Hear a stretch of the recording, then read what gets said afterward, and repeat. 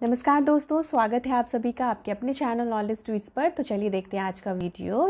आज के वीडियो में हम 5 ऐसे मिस्टेक्स को देखेंगे जो जनरली बिगनर्स करते हैं अपने तैयारी के दौरान। तो चलिए देखते हैं ये वीडियो। Let's start. तो सबसे पहला वाला जो मिस्टेक है ये है चेंजिंग द बुक्स। तो जब भी हम प्रिपरेशन करते हैं, ये शुरुआत में हम टाइम ले सकते हैं कि कौन सा बुक मेरे लिए अच्छा है, कौन सा बुक समझ में आ रहा है, कौन सा बुक का लैंग्वेज अच्छा है, या फिर बहुत लोगों को ये भी होता है कि फ़ॉन्ट का कलर अगर डिफरेंट है तो वो जल्दी से ग्रास्प होता है।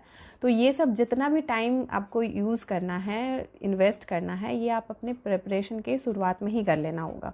डिफरेंट बुक्स सजेस्ट करते हैं कोई टॉपर्स, या फिर जो अच्छे गाइड हैं, जो अच्छे टीचर्स हैं, प्रिपरेशन करवाते हैं जो, या फिर जो गूगल में भी आपको बहुत ज़्यादा जगह सजेशंस मिल जाएंगे। तो ये सजेशन के से आपको क्या करना है कि आप सारा बुक तो खरीद नहीं सकते हैं, बट टेलीग्राम पे अब ऐसा है कि बहुत सारे बुक का पीडीएफ मिल जाता है।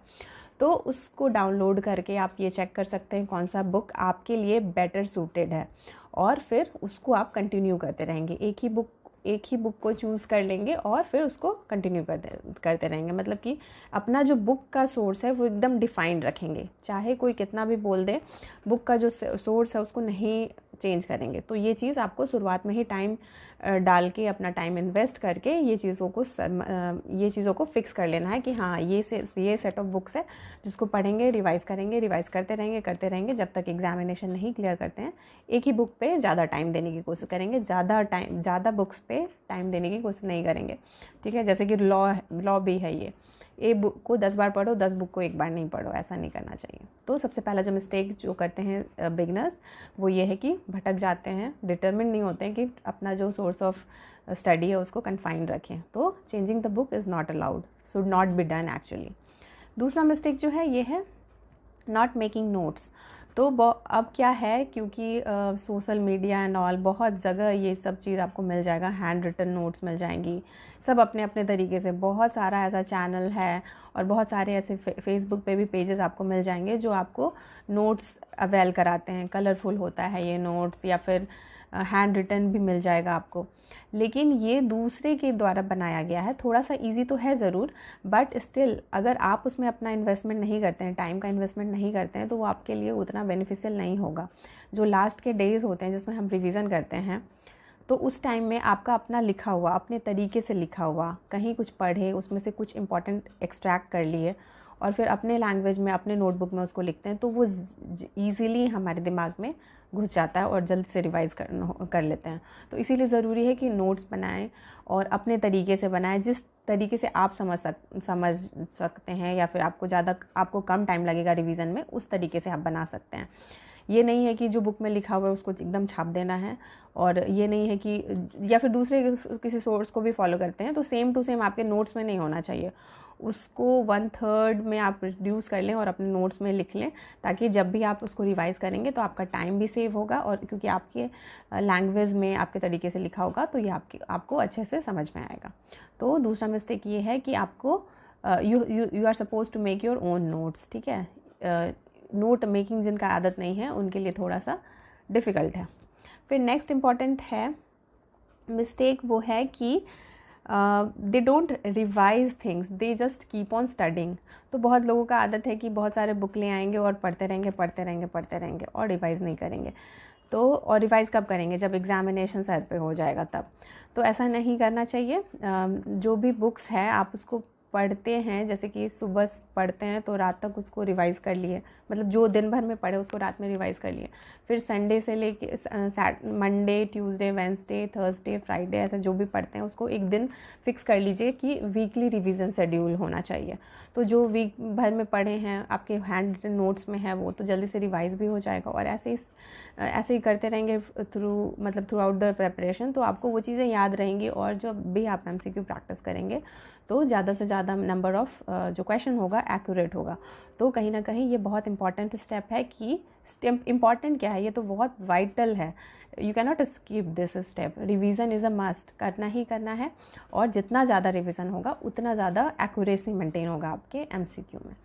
तो रिवीजन नहीं करते हैं जो लोग, बिगिनर्स लोग जो रिवीजन नहीं कर रहे हैं, अभी भी हमारे जो ग्रुप में स्टूडेंट हैं, तो आप लोगों से काइंड रिक्वेस्ट है कि जो जितना पढ़ते हैं कम ही पढ़ते हैं, लेकिन उसको रिवाइज़ करते रहिए, तब ध्यान रहेगा चीज़। नहीं तो हमारा ब्रेन ऐसा है कि इतना स्टोरेज नहीं होता, वो भूल जाता है। तो बार बार देखना, बार बार रिवाइज़ करना बहुत ज़रूरी है। नेक्स्ट स्टेप ये है कि डिस्ट्रैक्शन बाय मोबाइल। तो अभी ऐसा है ही, टाइम ही ऐसा है, लॉकडाउन में हम लोग प्रिपेयर कर रहे हैं और बहुत बार ऐसा होता है कि यहाँ से वहाँ गए, वहाँ से वहाँ गए, और फिर हम लोग सारा टाइम ये करते रहते हैं, गूगल करते रहते हैं, सर्च करते रहेंगे कुछ से कुछ, ठीक है। या फिर कोई पेजेस का लिंक ही मिल गया तो वहाँ के फाइल में, वहाँ के मीडिया में जाके देख रहे हैं क्या क्या इंपॉर्टेंट है।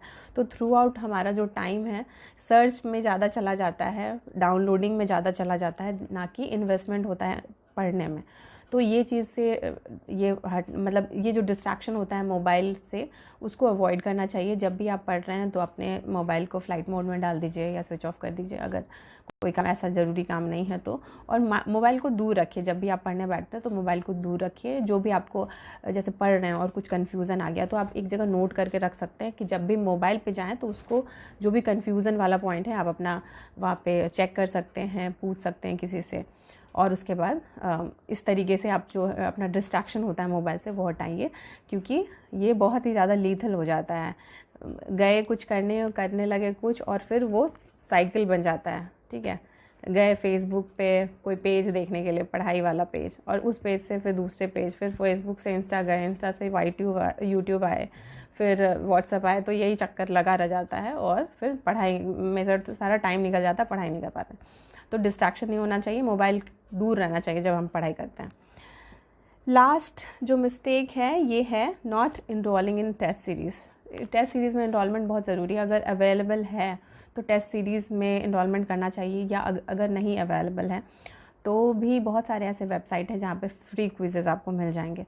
तो जैसे कि सुबह में आप डिसाइड करते हैं कि पॉलिटी का प्रीएम्बल, फंडामेंटल राइट, डीपीएसपी, ये सब चैप्टर हमको पढ़ना है, ठीक है। तो ये जो पढ़ लिए तो फिर आपके पास इतना, मतलब आप कुछ अपना टाइम फिक्स कर सकते हैं और फिर जाके गूगल पे सर्च करके कहाँ पे इसके क्विज़ेज़ हैं, उस क्विज़ को प्रैक्टिस कर लेने पे, अगर आपके पास बुक नहीं है, और अगर एमसीक्यू बुक है तो अपने बुक से प्रैक्टिस कर लीजिए, और अगर नहीं है तो आप गूगल पे भी सर्च कर सकते हैं quizzes on this topic, quizzes on that topic. उसके बाद आप उस क्विज़ को सॉल्व अगर कर लेते हैं तो आपको पता चलता है कि हाँ, इतनी चीज़ें जो थी वो तो मेरे दिमाग में चली गई, याद है, और ये चीज़ मिस्टेक हुआ, तो वो वापस जाके आप बुक में पढ़ लेंगे, तो फिर वो अच्छे तरीके से दिमाग में चला जाएगा। जब हम कुछ कोई एरर कमिट करते हैं और फिर जाकर उसका आंसर चेक करते हैं तो वो ज़्यादा दिन तक स्टिक रहता है हमारे दिमाग में। तो इसीलिए बहुत ज़रूरी है कि आप, अगर टेस्ट सीरीज़ है, मतलब अवेलेबल है, तो टेस्ट सीरीज़ में एनरोल कर लीजिए, और नहीं है तो क्विज़ में प्रैक्टिस कर सकते हैं। टेस्ट सीरीज़ में थोड़ा सा ये फ़ायदा होता है कि बाकी भी बच्चे होते हैं टेस्ट सीरीज़ में, तो रिलेटिव आपको अपना पोजीशन पता रहता है कि हाँ, कितना सही हो रहा है, कितना गलत हो रहा है, कितना दूसरे से पीछे हैं, कितना दूसरे से आगे। तो वहाँ पे कंपैरेटिव एनालिसिस आपको पता चल जाता है आपका प्रोग्रेस का।